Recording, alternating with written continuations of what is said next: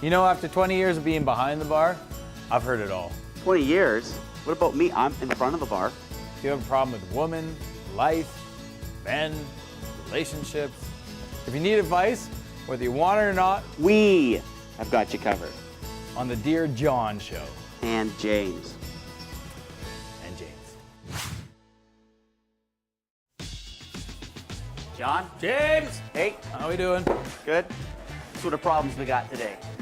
What sort of problems you got today? First problem you have is what are you drinking? Stout. So be it.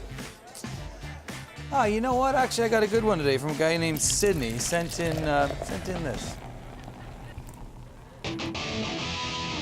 I met a girl that I was going to take out on our first date, and I forgot that my favorite hockey team is playing that night. Should I bring her with the boys, or should I reschedule the date? Well, I think that's a good thing. Got lots of options there. We go to the game together. You get to meet my buddies. We get to see if we hang out in a sort of random environment. I get to check her out and make sure that she's kind of cool. If she comes, I win. She's awesome. Second one, she reschedules. She's considerate. Third one, she gets angry, upset.